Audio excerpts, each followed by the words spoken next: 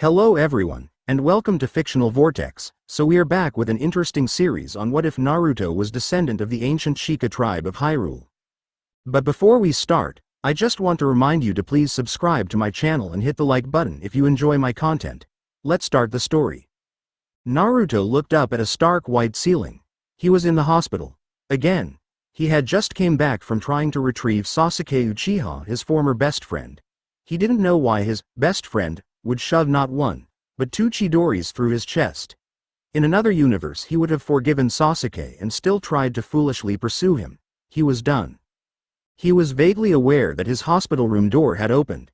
His uninvited guest was none other than Tsunade Senju, the fifth Hokage. "You're lucky for your tenant, brat. Had he not healed your wounds you would have most certainly kicked the bucket," stated Tsunade sternly. She got no response. Naruto continued staring at the ceiling. He said not a word, and was just letting it flow past him. He was ignoring her to get his thought process in line. He didn't care what she stated or assumed about him or his choices. So he continued to stare at the ceiling. Tsunade, seeing no response, was getting angry. This brat was ignoring her.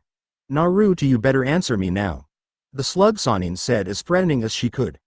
Her voice along with medium amounts of ki to try and get his attention. Naruto gave no reaction. He just continued to stare at the ceiling. Tsunade just sighed and left the room. Jiraiya, who had been secretly watching from outside the window, was froing in thought. Sasuke's betrayal must have hit him harder than he thought. "Hey brat." Jiraiya greeted the young blonde only to get the same silent treatment. He took the time to look at the blonde more thoroughly. He nearly gasped in shock at what he saw in the blonde's eyes. They held no innocence or happiness that they used to hold. They now were blank, like what you would see from someone who was trained by the warhawk Danzo Shimura. He shuddered when he saw those eyes. He just settled for sitting in the window sill. That was all ruined when the door was slammed open and in came an angry bubblegum pink-haired Sakura Haruno. "Naruto Baka, you promised to bring Sasuke Kun back to me," shrieked the angry girl until she overstepped her boundaries and punched the already injured blonde in the face, breaking his nose and busting his lip. Jiraiya jumped off his window ledge and restrained the girl. "You need to leave, little girl, before you get hurt," threatened Jiraiya coldly. Sakura flinched and ran out of the door as fast as she came in. Jiraiya sighed. He certainly wasn't expecting that little soap opera. He looked at his godson and saw that he made no physical indication of being in pain. He was just blank. No emotion, and no reaction whatsoever. "Whenever you get out of here we will be going on a 3-year training trip, all right?" Jiraiya said to his godson, only to get silence in return. He sighed and jumped out the window and onto the rooftops. One day later, Naruto was finally released from the hospital. He trudged to the front gate where Jiraiya had said to meet him. He waited for 3 hours. Normally he would be angry and cursing up a storm, but he was just watching the tree leaves blowing in the wind. Jiraiya had been there for 2 hours watching his godson. He was expecting Naruto to lash out at the air around him. His expectations weren't met. He wanted to hear Naruto call him Arrow Sennin again. He sighs as he dropped his cloak jutsu. "Why haven't you packed anything, brat?" Jiraiya said curiously, seeing no bag on his student's back. "I have nothing to pack," Naruto stated monotonously. Jiraiya flinched at that tone. He then sighed and walked down the dirt road with his student walking in step with him. Naruto never noticed a pair of lavender orbs watch him go sadly. 3 days later, Naruto was laying on his hotel bed. Where was his sensei at? Well, he said he had to go meet up with a contact, which was more or less going to peak on the local hot springs. Naruto decided to leave if he was going to be left by himself during these 3 years. Then he didn't need hindrances like Jiraiya weighing him down. He dug into the Sannin's bag for his portfolio and any other items that could be used to track him. Without so much as a worry he left the hotel, taking his time. 2 hours later, Naruto was deep in a forest. He felt something calling him here. So naturally, with nothing better to do, he answered the call. He trudged through brush and branches until he got closer to where the feeling was getting stronger. About another 10 minutes of walking he came across an ordinary tree. Well, he saw a symbol of an eye that had a drop going from the bottom lid and 3 triangles posing as eyelashes. He touched the symbol and felt a pull on his soul as if reading him. After about 5 minutes of standing there, the tree opened up enough for one person to foot through with a small spiral staircase leading down. He went down the stairs after the opening closed. It was dark at first, but as he traveled further down the stairs it started to get brighter. He finally made it down the stairs and gasped in shock at what he saw. It looked a giant wood cabin with a mix of stone. What really caught his attention was all the scrolls in a giant bookshelf and an outfit fitting on a mannequin. Picture Sheikah's outfit in red and black. He also saw a Tonto in the same color. He looked at a certain picture. His heart nearly stopped when he saw the name. Kushina Uzumaki. She had red hair that was braided and at the end was wrapped in bandages with a little spear at the end. She also had this outfit on that was on the mannequin. He looked at the outfit and saw a seal that adjusts to the user's size and build. He also saw a letter addresses to him. Dear Sochi, hey Sochi. My name is Kushina Uzumaki and I'm Yuka-san. I know me and him left you by yourself, but I figured I could leave you with all of this since it is your heritage from my side of the family. You see, I come from the Uzumaki clan, which are descendants of the Sheikah tribe thousands of years ago. You and your children must carry on our legacy, Naruto, and know that I will always love you. Love, Ka-san. Naruto shed tears for the first time since he was young. He had a mom that loved him. He was also a part of a clan as well as an ancient tribe. He was going to learn everything in this library and master it for his mother. He then noticed something else on the letter. P.S. If you've learned the Kage Bunshin no Jutsu, then you should know that whatever the clone does, you receive its memory and experience. Naruto wanted to slap himself. How could he have not known this? I mean, he spams them like they're going out of style. He shrugged. At least he has that information now. He made a familiar cross hand sign and created 200 clones. Alright, I want 100 of you to practice tree climbing and water walking, but be careful to not get caught by anyone. The other 100 read everything on that bookshelf while I check the rest of the place out and work on my training schedule. A chorus of highs was his response as they went off to do their own thing. There was just one thing to do. He bit his thumb and flipped through hand signs. Summoning Jutsu, said Naruto as he slammed his hand down to summon Gamakichi, his personal summon. Yo. Naruto, what's up? Said the little orange toad. Naruto looked down and saw his summon had gotten a tad bit bigger since the Chunin exams standing up to his thighs. I need you to relay a message to your father. Tell him under no circumstances is he to tell Jiraiya about my whereabouts. Can you do that? Naruto asked the toad. Yeah, but why did you run away from Jiraiya? I thought he was going to train you. Naruto scoffed at that. Oh please. That pervert cares more about his research than making me stronger to fight the Akatsuki or protect myself, stated Naruto. Gamakichi nodded, knowing all about Jiraiya's habits from his father. All right, well, just be careful, okay? Said the Taod as he stuck his fist out for a fist bump. Naruto smiled a tiny smile and met his fist with his own. Yeah, I will. Yane. Naruto said as the toad poofed back to his world. He sighed as he began writing his training schedule. That was before the clones he made read all the scrolls dispelled all at once, giving him a massive headache, causing him to pass out. The next day, Naruto woke up with a groan and what felt like a hangover. His head was throbbing so hard it felt like Tsunade used him for a punching bag. He sorted out all the memories of his clones, and noticed the fighting style of the Sheikahs relied on extreme flexibility and speed. It also relied on precise striking that reminded him of the fighting style Hinata and Neji used.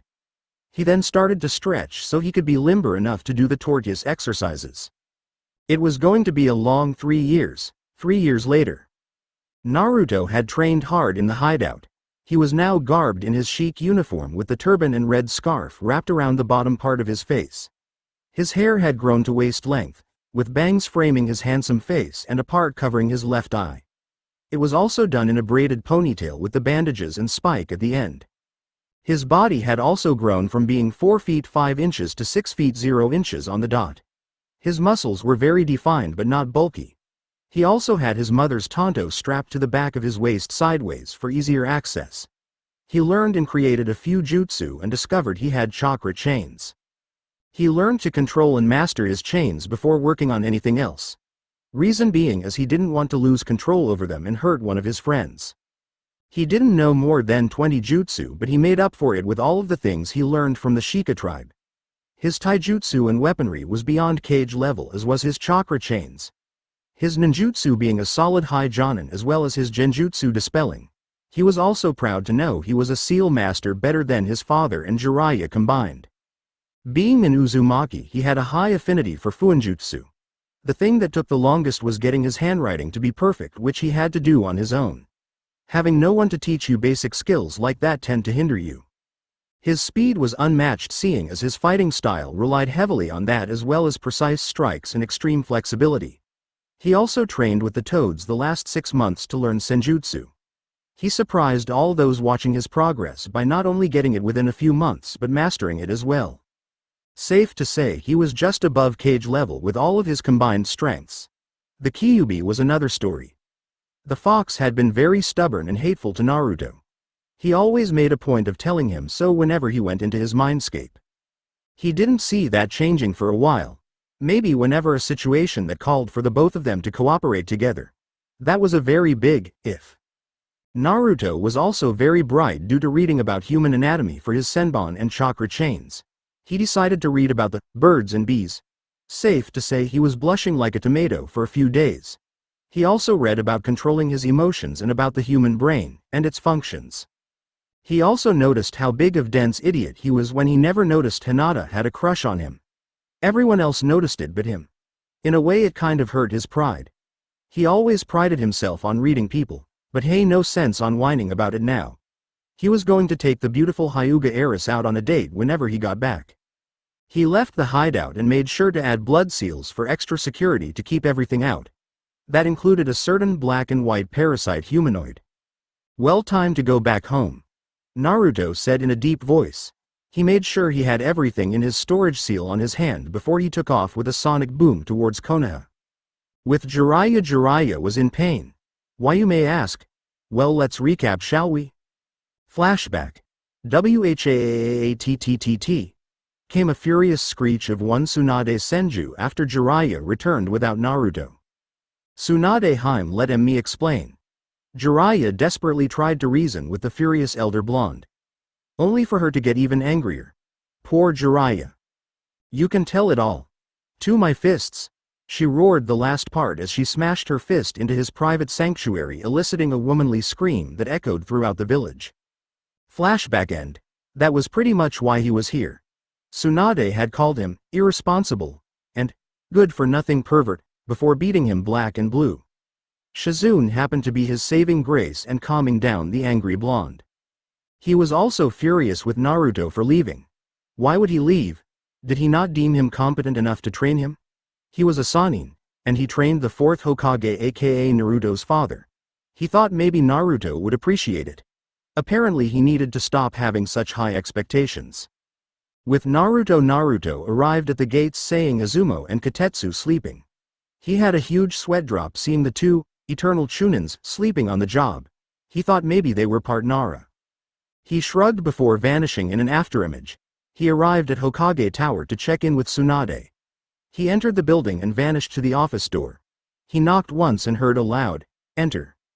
He opened the door and saw Tsunade, Shizune, Sakura and Jiraiya in the office. "Who are you?" Tsunade asked curiously, not recognizing the outfit. "I am hurt. After 3 years I didn't think I'd be forgotten," Naruto said as he removed the turban and pulled down his scarf, showing his spiky long blonde hair and handsome whiskered face. Naruto.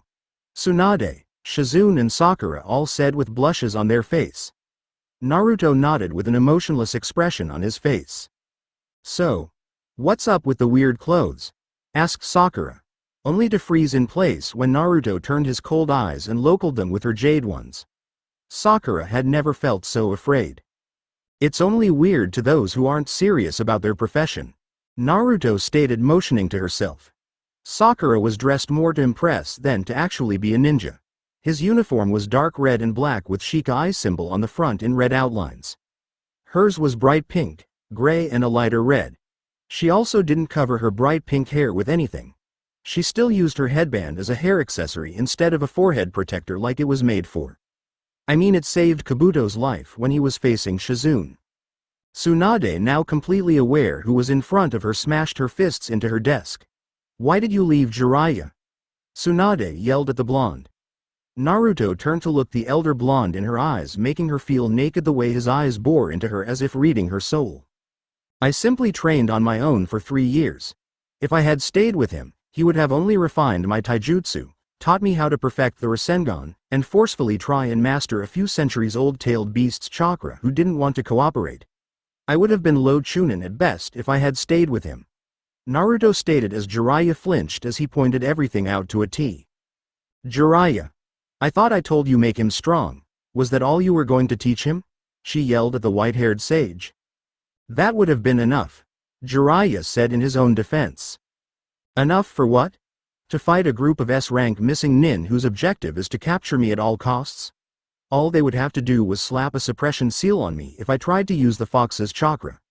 I am also sure that since you left me alone they could have captured me while you were doing your research, Naruto said with no emotions, but you could hear an edge in his voice. Tsunade's eyes held absolute murder for the poor bastard who locked with them, and that poor bastard happens to be Jiraiya. His screams could be heard all over the village for a second time today. Ignoring the beaten pulp that was once decided to get down to business. Now that is over. I've decided to test you and Sakura. She was cut off when Naruto held up hand. For one, you don't need to test her since you trained her. I'm pretty sure you know what she is capable of. 2. Tell Kakashi to get in here since he isn't doing a big job trying to hide from me. Naruto stated as he looked Tsunade dead in the eyes, causing her to shiver. She didn't think she would ever get used to that. Kakashi was shocked as he came in the window. Naruto had grown. He looked exactly like his father, facial features and all. He also noted his attire and took notice of the compact muscles that were tense. That was good, it meant he was always alert.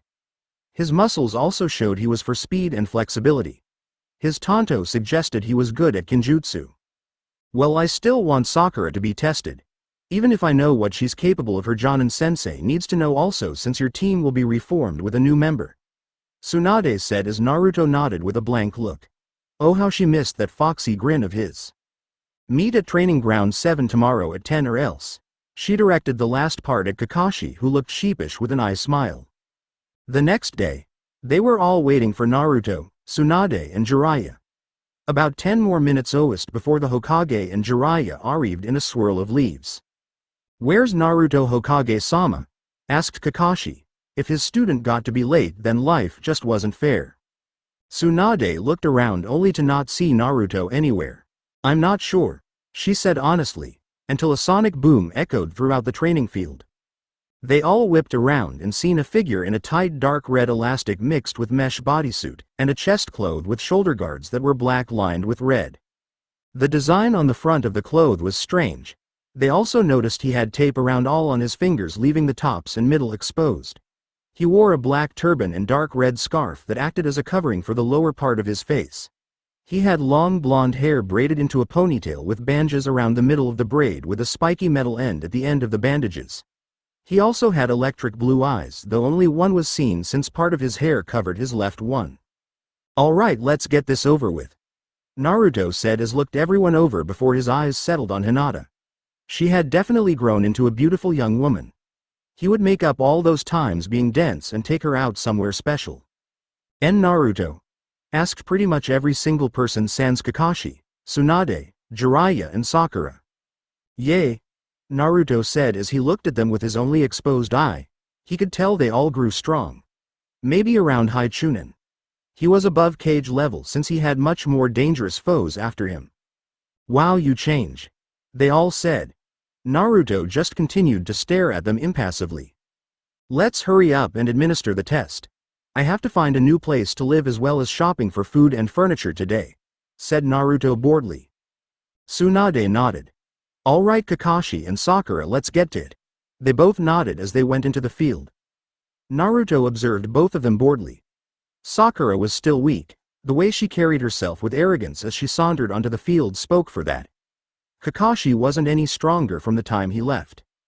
Just so you know, Kakashi, I won't be using a nin or genjutsu. My taijutsu is above cage level, Naruto stated, getting an amused look from Kakashi. Ma Naruto, no need to get ahead of yourself. I know you trained with Jiraiya-sama. He was cut off when Naruto snorted. Is that what you think? I surpassed that pervert as it is. I had no choice but to. I have an organization of S-rank missing nin after me, so I decided to err on the side of caution, Naruto stated. Anyway. Hajime! Tsunade yelled.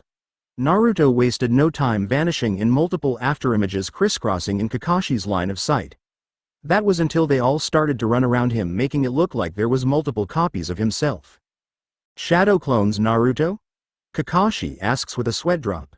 Meanwhile, Guy was shocked. Afterimages, not even I am that fast. Neither was the fourth Hokage in pure speed. Oh Kakashi, you have so much to learn.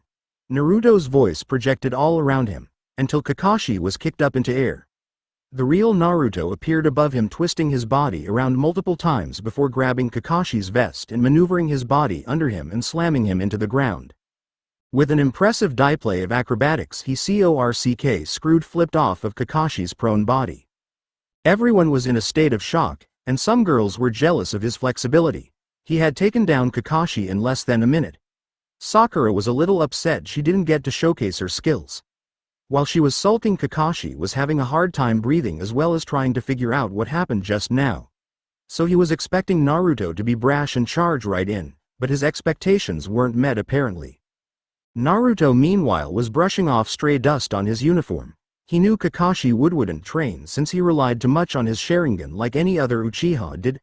Almost like he relied on the fox's chakra to bail him out of sticky situations. So how was that? Did my display please you, Tsunade-sama?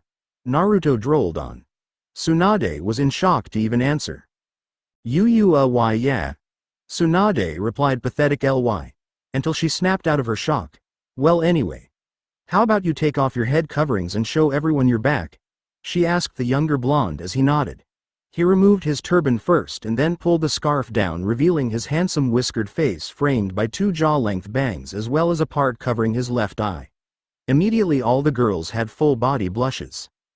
Now that our reunion is over, I have places to be, but first, he said before he vanished in front of Hinata and kissed her passionately and vanished again.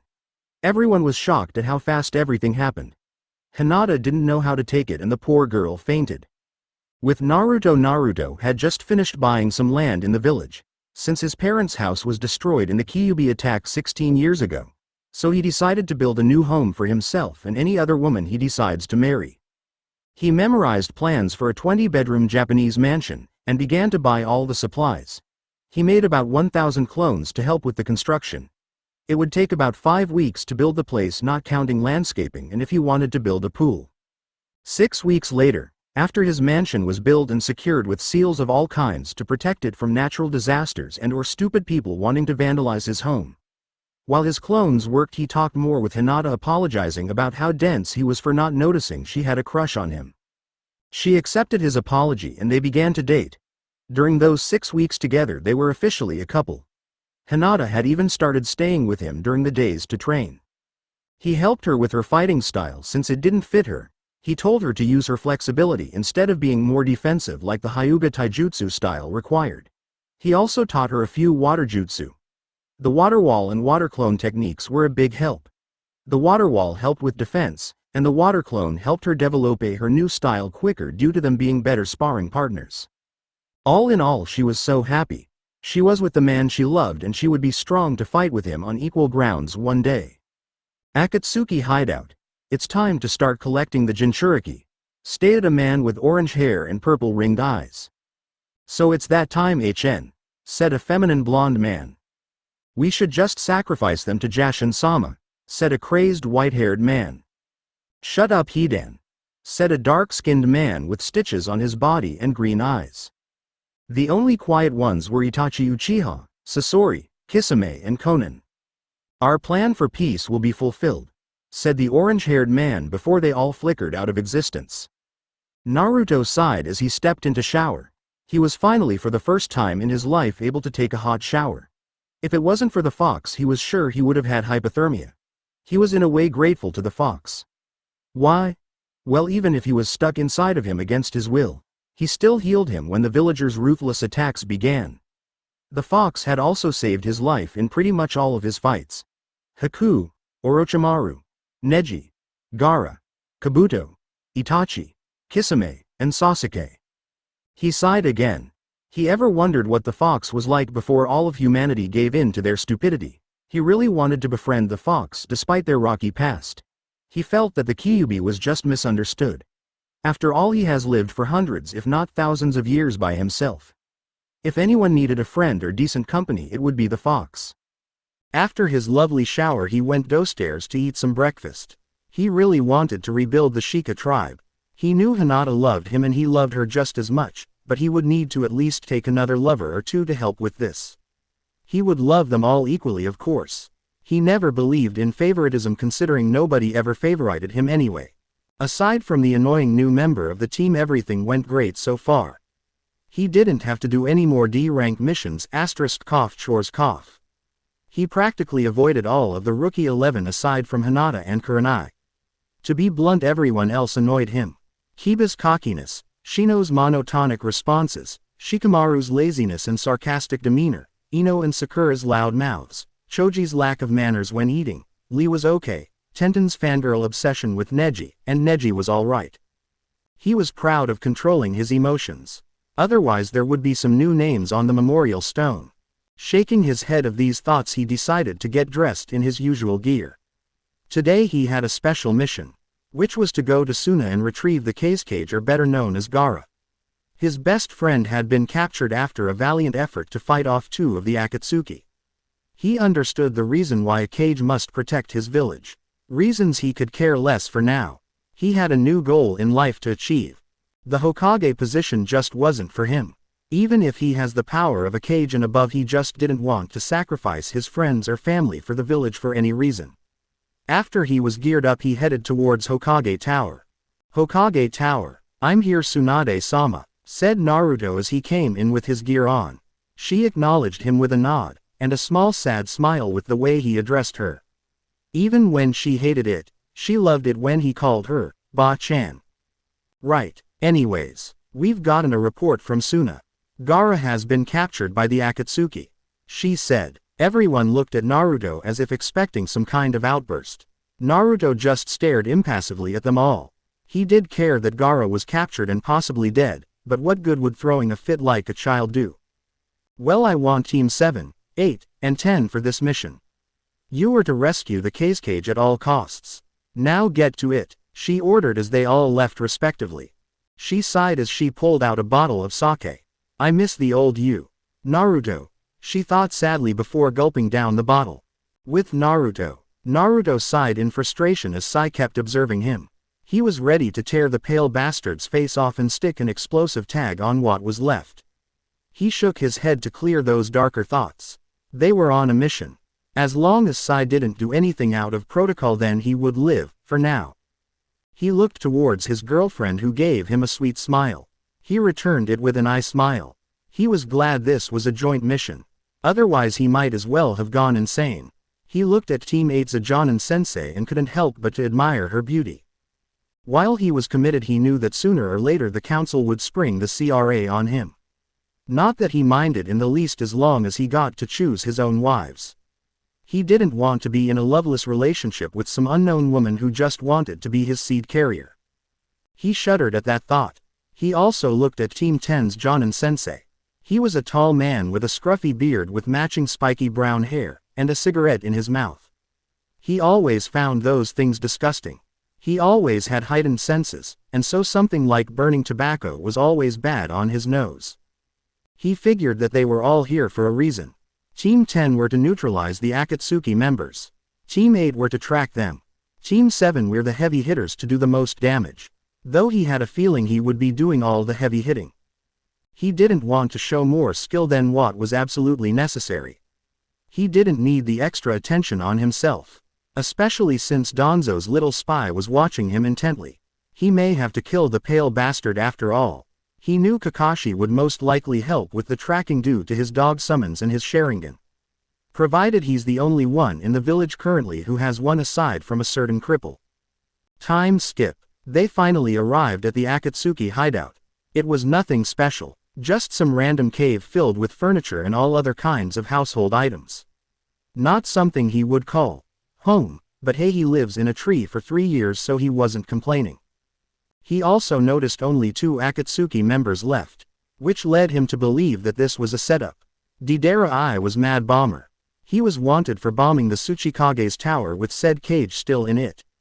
Also he is very deranged when it comes to blowing shit up. Sasori of the Red Sands. A master puppeteer and also very adept in poisons. He was wanted for the mysterious disappearance of the third cage as well as killing some shunin before that incident. Both were high S-rank missing ninja of their respective villages. They also held the lifeless body of Gaara the Godime cage. His comrades were expecting him to lash out and get angry, but to their surprise he just looked everywhere trying to look for any exits should things go south. He saw a few openings, nothing too major but enough to get someone out should the time call for it. He observed the cave more looking for ways to incorporate it should he be put on the defensive. He saw a few blind spots and nooks that weren't visible to the naked eye. Though his eyes were better than a normal person's. He sighed inwardly. He didn't think Gaara of all people would be defeated so easily in the desert. The guy can control sand better than his father, for crying out loud. He was also the container for the sand spirit himself. Naruto didn't even think Gaara considered going into his full Biju mode. If he had done that from the start they wouldn't even be here now. He would soon find out about all of this soon. Gaara was a stubborn bastard, he could attest to that. So there's no way that this blonde transgender could be him. He must have been pushed to be beaten like that. Which brought him back to, why the fuck didn't Gaara transform? He had full control over his tailed beast, why didn't he use it? He was sprung out of his thoughts when he saw Deidara trying to leave the cave. He would have been successful had Naruto not grabbed him with a golden chakra chain. Everyone around him gasped. Not surprising, it's not every day a chain just suddenly pops out of one's body and grabbing an S-rank missing nin as if he was a child throwing a tantrum. You know, I really wish you would make this easy. Then again, where's the fun in that? Naruto said calmly, but you could feel the ice in his voice. The temperature started to drop so low any little bits of water froze instantly. The murderous aura that surrounded Naruto was suffocating. Sasori was on the ground with everyone else. You talk a big game, QB brat. Nothing compares to my AR, he was cut off. Literally. His head fell off his shoulders and rolled in front of an unsurprised Sasori. Everyone was once again shocked. Naruto had just killed without remorse. Why did he do that? Naruto Baka, why did you kill him? Sakura screeched the blonde, only to just realize that he ignored her and picked up Gaara's body. Watch the body. This won't take very long, and besides I'm ready to get home and take a nice long nap, said Naruto as he stifled a yawn. He was tired. The trip here was boring and having to watch out for Sai the penis guy, and Sakura, for the entire length of the trip tends to put a giant strain on one's patience. Naruto engaged all of Sasori's puppets, cutting them down with his chains. He channeled wind chakra into them to increase the cutting power to mow them all down like toothpicks. About 100 puppets later Naruto was in front of Sasori. Well, it looks like the end of the line for you. Whenever you see Deidara in hell, tell him I said he's still a tranny, Naruto said as he held up the dragon hand sign. Fire style. Dragon flame bombs. Naruto called out his jutsu calmly as he watched the flames engulf the puppet user. No part of him was spared, all had burned to ash. He saw no reason to desecrate Sasori's puppet body for his or anyone else's personal use. So he gave a prayer to two fallen missing ninja out of respect for the dead. He turned to the rest of the group. They all had comical wide eyes and jaws hitting the ground. He would have laughed if the situation wasn't so serious. He saw Chiyo hovering over Gaara's body releasing a green light. He knew what she was doing. He also knew she didn't have the chakra to continue the jutsu. He walked over and crouched down on the other side of his best friend's body. He hovered his hands over Chiyo's and gave her more chakra to finish the jutsu. She was surprised and saw Naruto's eyes that held a look of gratitude for what she was doing. She smiled gently at the young boy helping her. Naruto watched as she finished her jutsu, all the life leaving her body. He also saw Gaara's body gaining more color, and much to his relief saw the stead rising and falling of his chest, indicating he was in fact alive. He stared at Gaara sleeping peacefully for what might have been the first time since he was born. His friend looked so peaceful. Too bad he was about to ruin that with a good old-fashioned alarm clock. Hey Sakura, Naruto said to the Pinkett. Yes, Baka, Sakura questioned on what he wanted. Did anyone ever tell you? You're built like a cardboard box. Flat on all angles, haha. Naruto said as he chuckled at the end. Sakura however wasn't laughing, she was red in the face from anger. What was that, you Baka? She roared comically, shaking the whole cave. Gaara woke up with a start to see everyone laughing. He could probably guess why. It's good to have you back in the land of the living, Gaara. Naruto said with a kind smile as he pulled his scarf down, revealing his face. Naruto? Gaara asked, and got a nod in return. Gaara, with everything happening around, couldn't process it all. So he fainted. Good to have you back, Gaara. Naruto said warmly as he picked up his friend and left with everyone out of the cave and back to Suna. Naruto and the gang had just arrived back in Suna. He was tired despite barely breaking a sweat against two of the weakest Akatsuki members. He hadn't had any sleep, and with Sai around he had to really be cautious. He wasn't afraid of Sai, fat from it. The guy would probably report back to Danzo if he didn't keep a watch on him.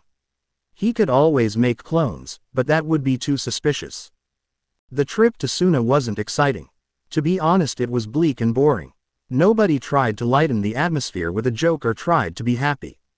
Gaara was eyeing Naruto with suspicion, which greatly surprised the blonde. He would have thought Gaara would be happy for him being strong and potentially saving his village from any more threats. So he settled for ignoring his friend's suspicious looks. He was getting really annoyed with them all, if he were to be honest. I'm going to walk around and get some air. You guys go to the hotel without me. I'll be there later, Naruto said flatly as he walked away, not even bothering to get an answer from the two. In the desert, Naruto trudged through the sand hoping to clear his mind on everything. Gaara's suspicious looks hurt a lot. He would have thought that him and Gaara were brothers due to the burden they carried. He really needed to stop lowering his guard around people even if they were his friends. In the ninja world, anyone can betray you. That includes friends and or parental figures. He'd seen it all happen on his trip. He saw children get sold out by their parents for money. He'd seen wives raped by their husband and multiple men. He made himself watch it. Why, you may ask? He needed the reality check. He needed to know just how the world really worked. He trusted Hinata with his life despite everything else. She was a shame to her clan due to her gentle and caring nature. He loved everything about Hinata. The way she laughed, the way she smiled, even the way she would keep him in line. He loved her. Nothing would ever change his feelings for his shy princess. He loved Tsunade like a mother. He also knew as Hokage she would choose the village first, as it is a priority to do so.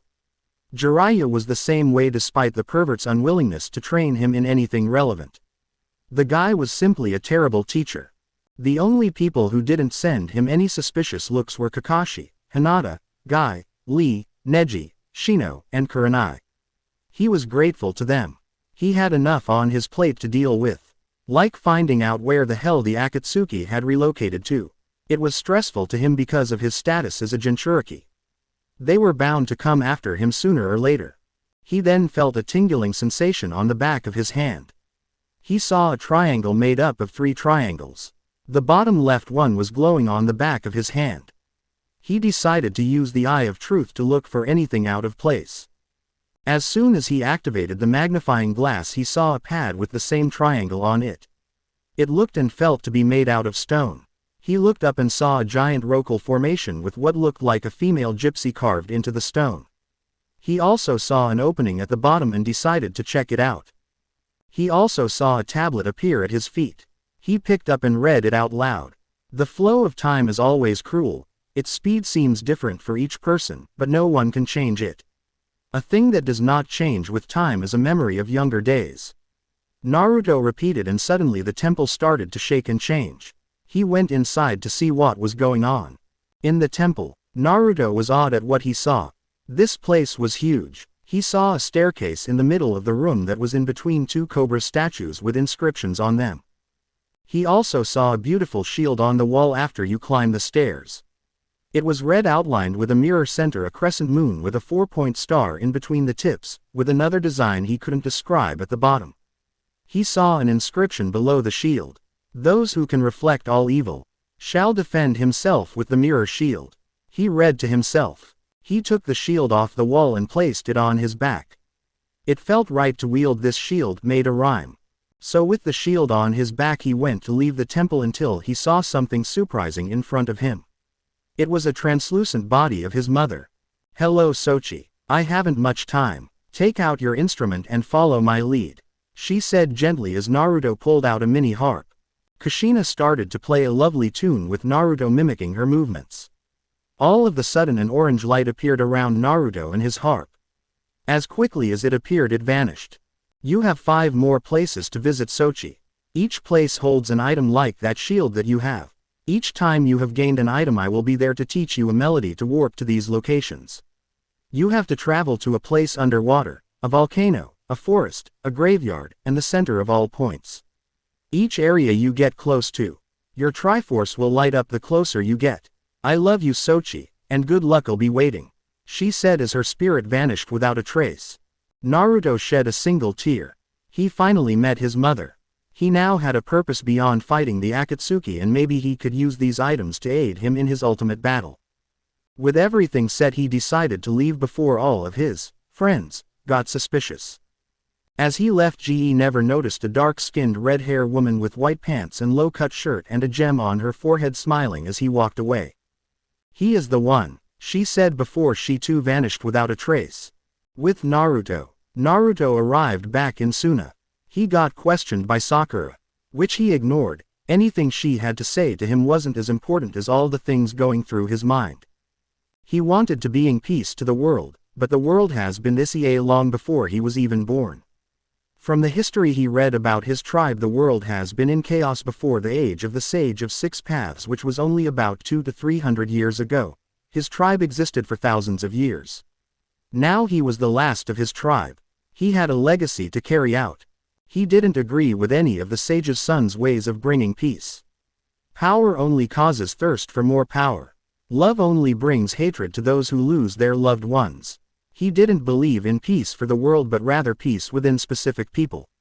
He would start his own village without hatred or positions of power. Everyone in the village would be trained to defend themselves, not to start a war with a village just to see who the mightiest is. He hated that about all the villages. They believed if you had the most power you were the strongest with no equal. Men, women and children died for a pointless purpose. To prove strength. What good is your name or strength if you're dead? He decided to ask for a few months' leave after they got back to the village. 2 days later, it was time for the Konoha ninjas to return back to their village. Naruto said bye to Gaara and his siblings, but they just sent him a small glare which he returned tenfold with a Hige amount of killing intent. They and everyone else froze up with fear. Naruto was tired of all of them giving him glares and looks of suspicion. He left so quick he left a huge sandstorm in his wake with Hinata and all the others who still cared for him on his tail. Hinata was worried for her boyfriend. She also saw the looks they were giving Naruto. She was furious at them. If they hated him so much, why didn't they just speak up instead of glaring at him? She would try and talk to Naruto about what's been bothering him lately. Konoha Naruto arrived first and went to his home to take a shower. He left everything locked for only Hinata to come into their home. He was upset about the way Gaara treated him.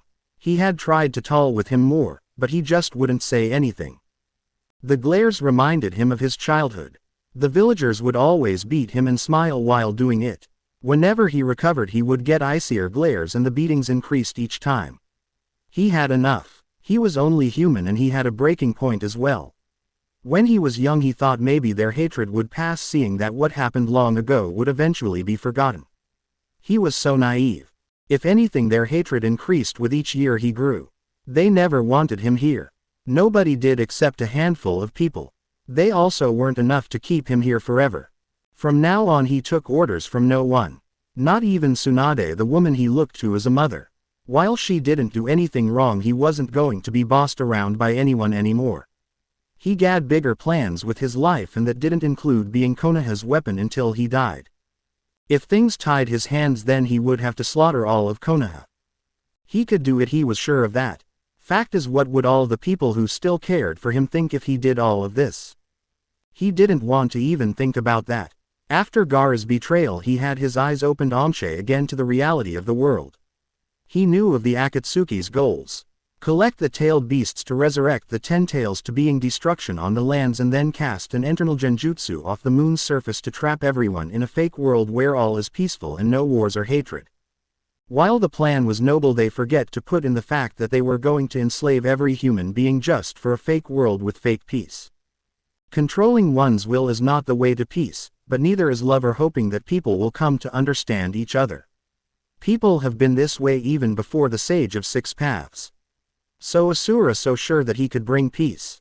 Hashirama only made things worse by giving away tailed beasts to other rival villages to hopefully gain peace. A lot of good that did. The only thing that did was ensure more deaths of people everywhere. Even innocent civilians suffered for his mindless decision.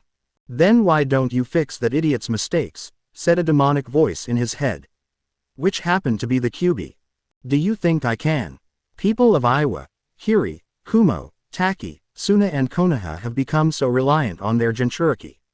Do you think I can stop all of them and take the tailed beasts away?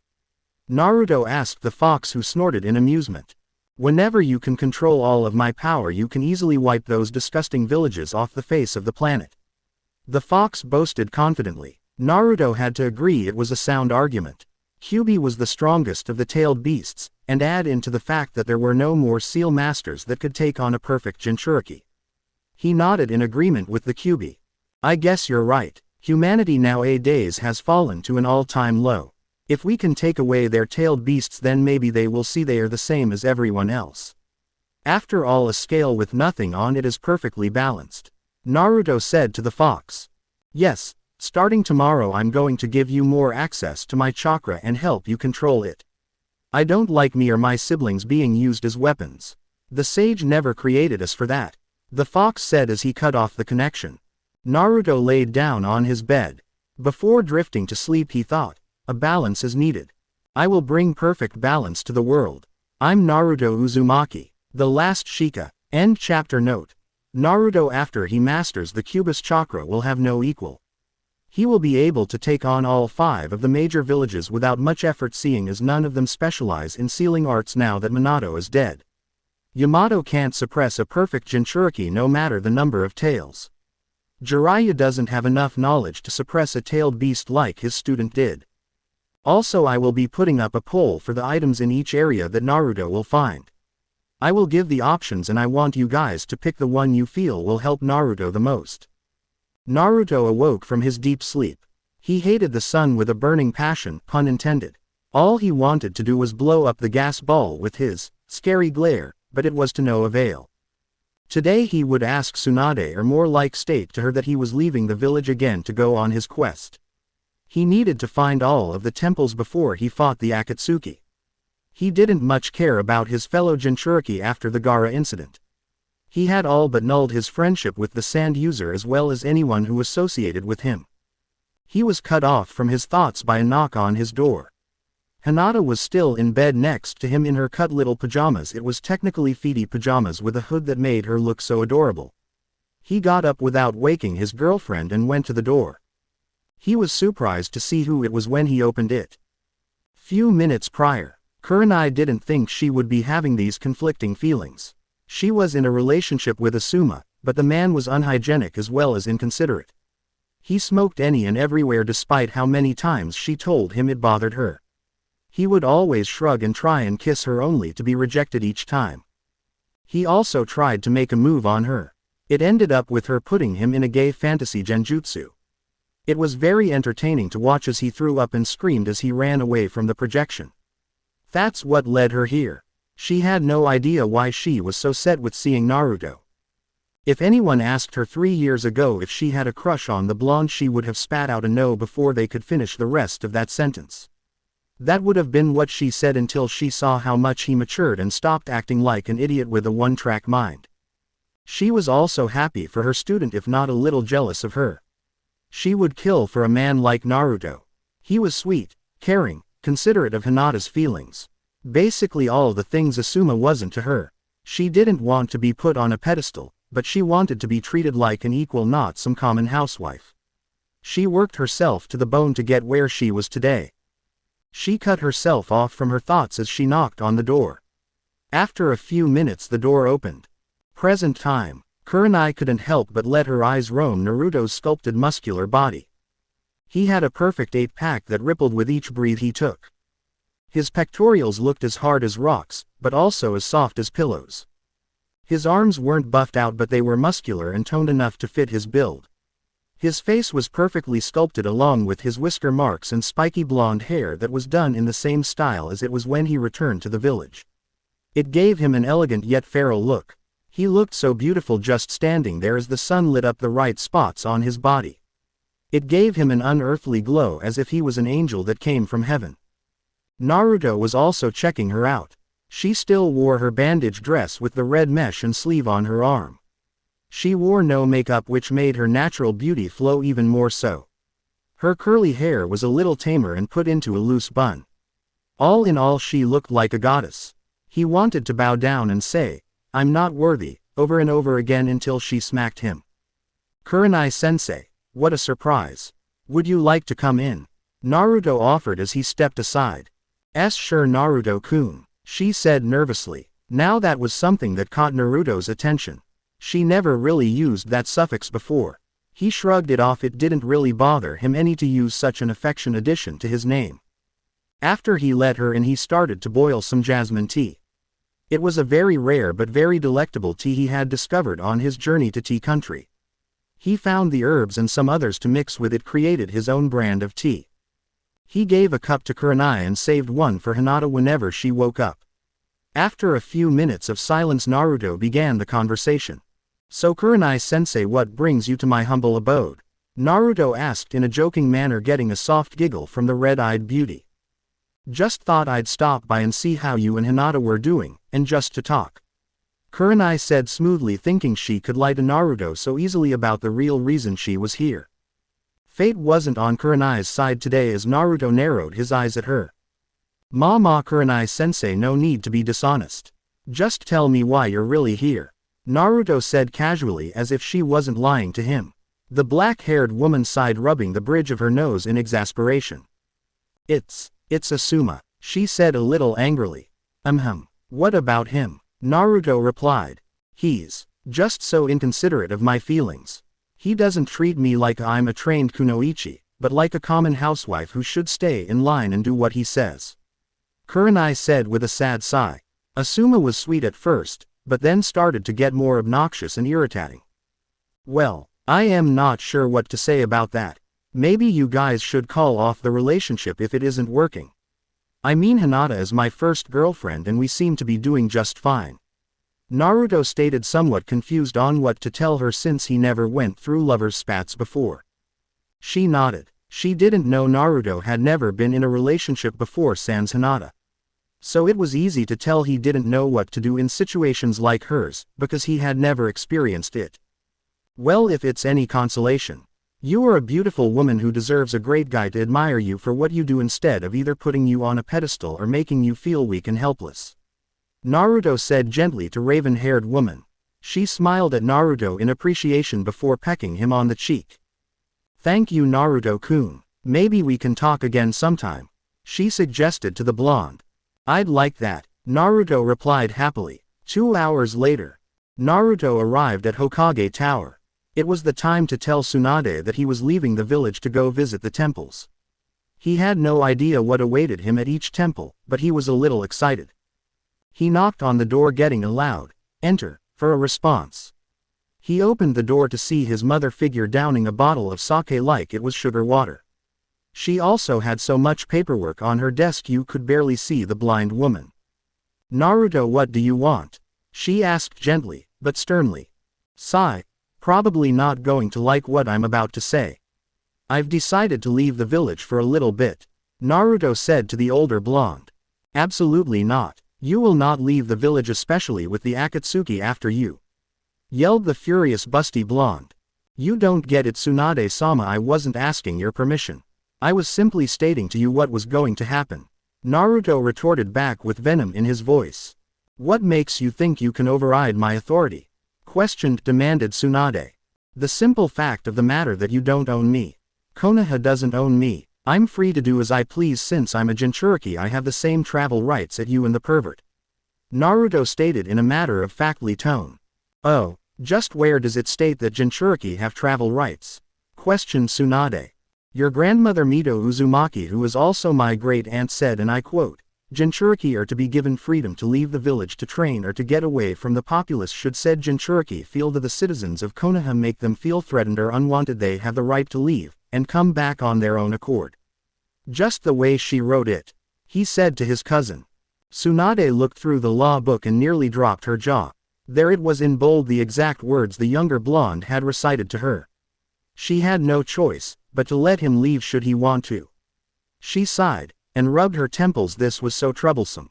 Fine, but you only get 6 to 8 months. If you are not back here within that time, I will be sending Jiraiya after you. Got it? Tsunade said sternly. Naruto snorted at the thought of the pervert tracking him down. He would probably hit every hot springs on the way to retrieve him and hit the same ones on the EA back. He truly was an ignorant fool when it came to responsibility. Fine, whatever. Just don't get mad at me when he proves to be incompetent. Naruto said as he shunted away in a blinding flash that stunned all of occupants in the room. I miss the old Naruto. Tsunade said depressingly before glaring at the paperwork that seemed to be growing by the minute as she chugged down more of her precious sake. With Naruto was packing all of the things he would need for his trip. He brought some medical supplies, food, water, clothes, as well as stuff to make a shelter and fire. He also packed all of his weapons and sealed them on the palms of his hands. He also had his mirror shield on his back. He had a feeling he would need it, and he needed to make some modifications to it. He needed to make it to where it could reflect and absorb all ninjutsu. As he finished packing, he saw his girlfriend standing in their bedroom doorway.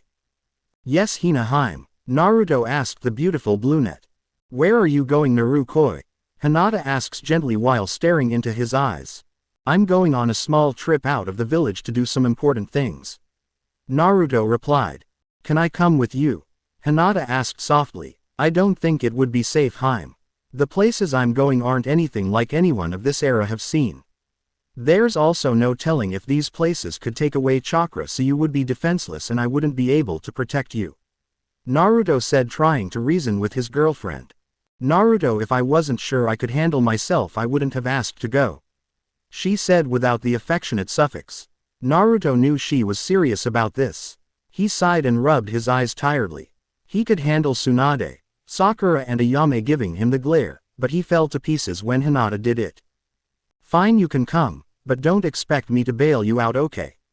He said gently. He was worried about what her presence would cause. It's not that he wouldn't protect her, but the temples could have many creatures much stronger than himself in it. I wouldn't dream of it. Just don't expect me to save you when you get into trouble either, Narukoi. She said the last part seductively. Naruto nodded with a small blush. Women were so troublesome. With Naruto and Hinata, after they were all packed, they headed out of the village.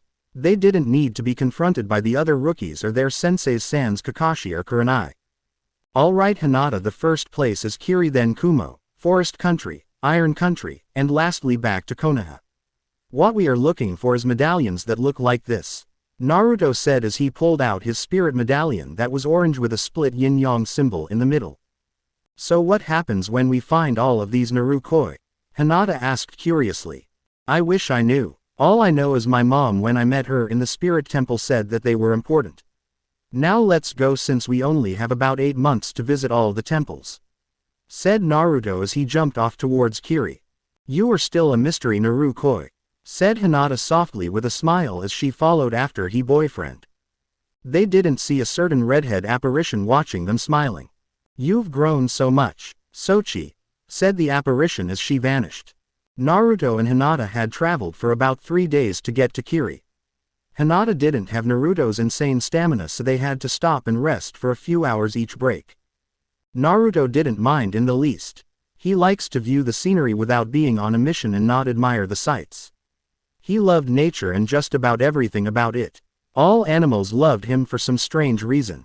He figured it was due to the fox sealed in him that he attracted wildlife to him due to the QB leaking his chakra every once in a while. He also thought about something else that was troubling. The Akatsuki. They already started to make their move as given evidence on his ex-friend Gaara. He knew they would send Itachi and Kisame after him again like they did when he was a kid. Except this time they were going to be fighting to capture him, not test his abilities. He needed to train some more. He also wished Hinata didn't come with him for this particular reason. He knew the Akatsuki would use an underhanded ability and take her hostage in exchange for himself. She would be caught so easily. She wasn't weak, especially since he started to train her. She just wasn't at Itachi or Kisame's level. Then there was his best friend, Sasuke Uchiha, the last of his clan besides his elder brother Itachi Uchiha. The guy had tried to murder him in cold blood to go to Konoha's greatest traitor since Madara Uchiha. Orochimaru had more or less made Sasuke about Jonin level or a bit above. The snake may have been elated to have Sasuke, but even he wasn't a fool. He wouldn't make Sasuke stronger than himself for fear of betrayal and possibly his death. He also came to terms with something. If he saw Sasuke Uchiha, he would kill him on sight and drag his corpse back to Konoha as proof. They would probably hate him more, but he could care less what they thought about him.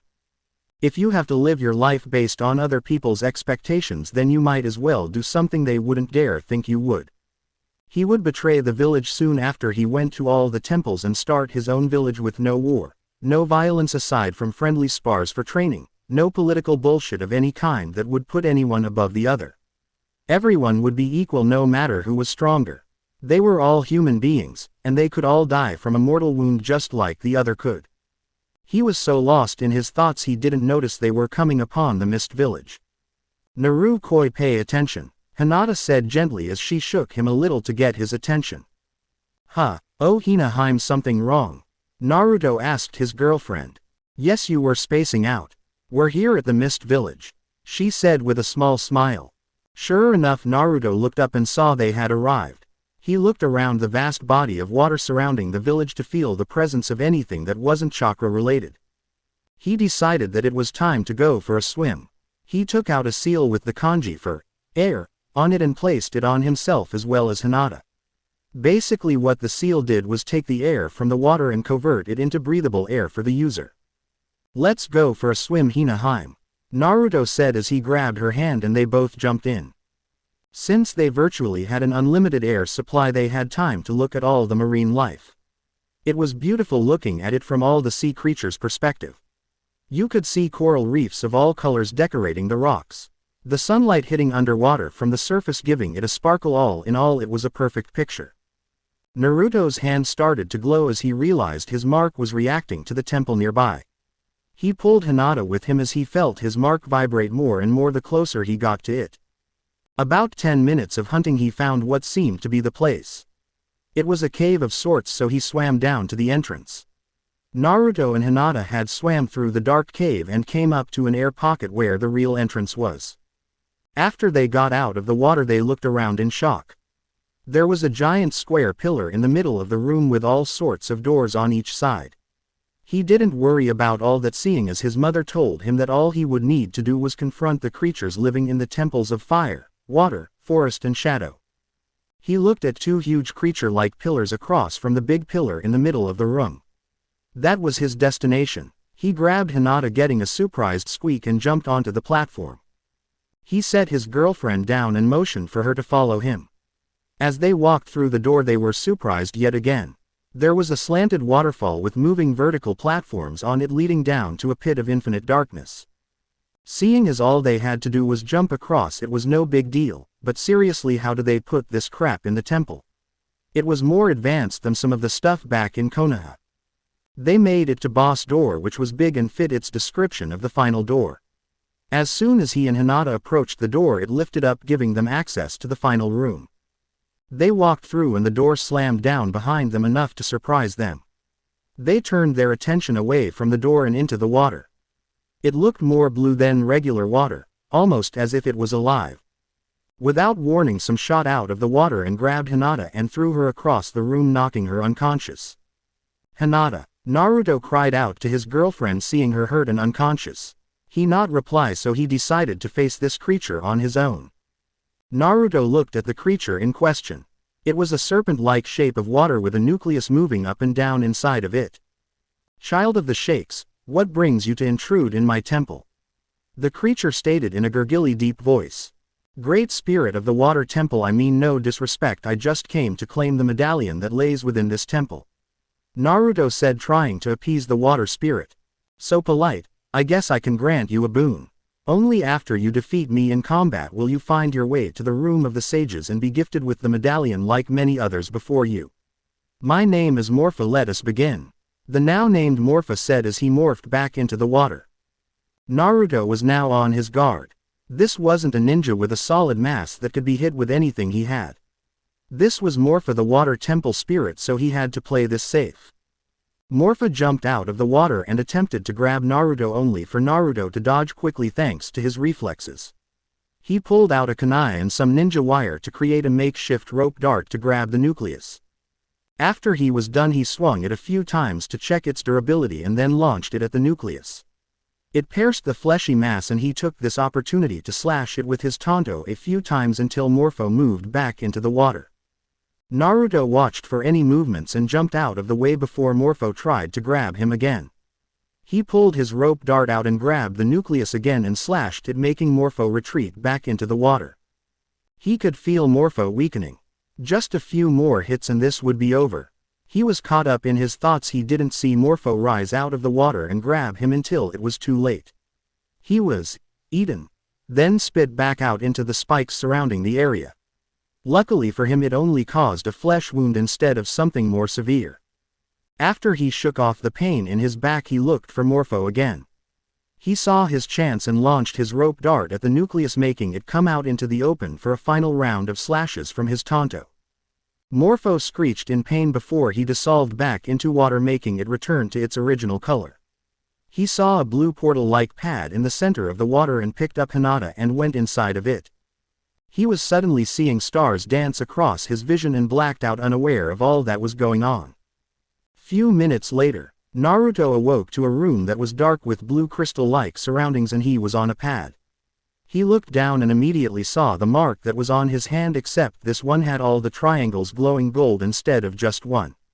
He also saw bigger versions of the medallions he was supposed to be obtaining. He looked around for the water medallion and saw a pair of feet standing on it.